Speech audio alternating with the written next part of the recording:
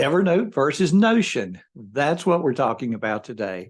Hi, this is Frank Buck, and this is the place to be if you want to get organized and make it look easy. When you use a tool, you gain an understanding of its pluses and minuses. When our system starts to bog down, we often blame the tool. But what we need to do is clean up the system we have. I've talked about that one before. When you watch a video of someone using a tool with which you're unfamiliar, the tool can look awfully good, especially in the hands of someone who's experienced with it. So, should you change to the new tool? Well, lately I've heard rumblings from people looking for alternatives to Evernote, especially people looking at Notion. After all, it's a newer tool. I well remember when Evernote came on the scene, and it was the shiny new object. For many of us, it's still shining. So I decided to create a Notion account and start kicking the tires. Today, we're going to take a scenario and look at it through the lens of each of the two platforms.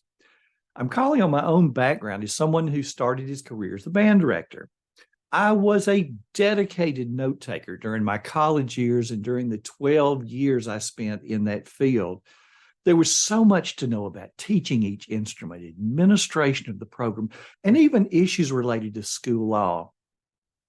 Well, back then, the tool was a collection of note cards, several thousand of them, each tagged with a subject and organized alphabetically by subject.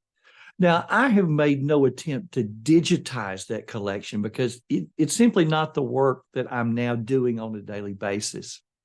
But for new information, however, I am entering it in a notebook in Evernote called Band. So let's explore what that same information collection system would look like today in Evernote and in Notion.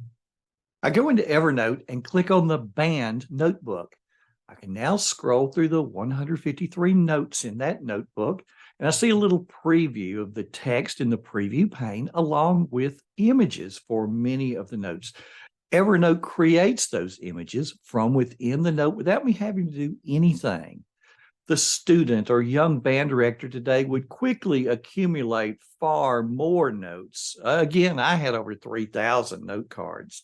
Each Evernote note is the equivalent of a note card from yesteryear.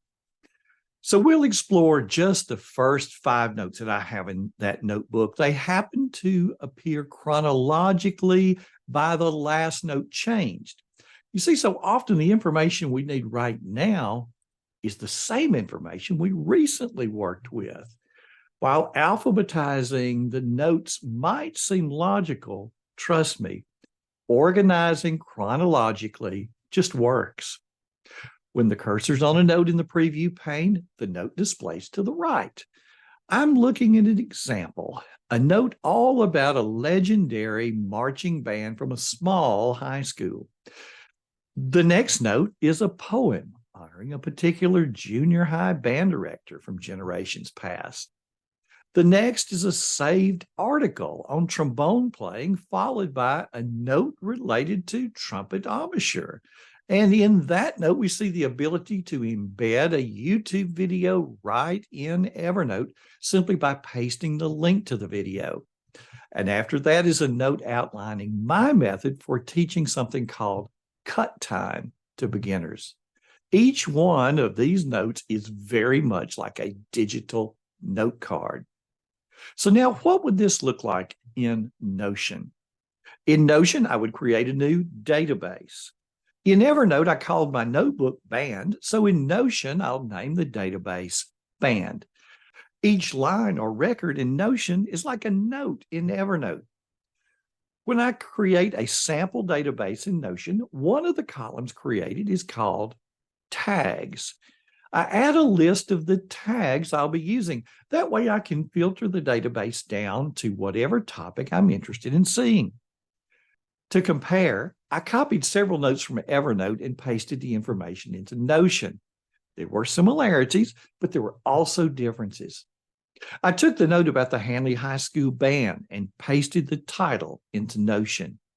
Clicking beside that title opened a place to paste and later view the body of that record. Next, I clicked on the Evernote note about trombone tips and created a similar record in Notion. I did the same thing with the note about beginning trumpet embouchure. In Notion, I can also embed a YouTube video. Now that I had some data in Notion, I compared the look of what I saw in Notion versus what I see in Evernote. Personally, I much prefer what I see in Evernote. Now let's go back to Evernote in my band notebook of 153 notes. What if I want to see only notes that deal with flute, intonation, or band history? I need some way to filter the notes. The same is true in Notion. So let's see how we could do that. Each record needs one or more tags. When I click in the tags column in Notion, I'm able to start typing a tag, and Notion returns suggestions based on the list of tags I'd already entered. I type 3 letters and I see the tag I need and click on it. The note about the Hanley High School Band fits into 2 categories. First, it deals with band history. Secondly, it deals with marching bands. I'm going to give this record both tags. I continue this process with other records. How can I narrow the long list of records I will eventually have down to the records for the topic I need? Well, in Notion, I add a filter and will filter by tags. I click on tags and choose the tag I'm interested in. Notion returns a list of all the records that contain that tag. Pretty neat, huh? And if you watch videos about Notion, you'll see this sort of thing being created. So you need Notion, right? Well, if you're an Evernote user, you can do exactly the same thing. At the bottom of the Hanley High School Band note, I'm going to click and start typing the name of a tag. Whenever Evernote displays the tag I want, I click on it. I've tagged this note band-history and band-marching. I'm happy to share a list of all the tags that I'm using in my band notebook. And one tag called band-percussion has a little drop down beside it. You see, I'm able to nest tags under other tags. So I click the drop down and I see that there are 3 sub tags related to percussion. How can I create a tag in Evernote? Glad you asked. In the left sidebar, I simply scroll down to tags and click the little plus sign. A box appears where I type the name of a new tag. That's all there is to it. I talked about filtering records in Notion. I can easily do the same thing in Evernote. At the top of the preview column, I click the Add Filters icon. I click the drop down beside Tags and click on the History tag. The list immediately shrinks to only the notes that have that tag. Let's say I'm interested in marching band history. So in addition to the History tag, I also click the Marching tag, and I'm left with one note. I compare what the results look like in Evernote and what they would look like in Notion. There's no question in my mind which one looks better and is easier to use. Oh, and what if I only wanted to filter by one tag? Well, it gets even easier in Evernote. Let's say I want to see all the notes related to flute. I simply click on the Flute tag. Evernote returns 13 notes, all related to flute.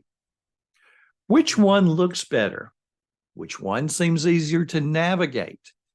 The more I learn about other software, the more I like Evernote.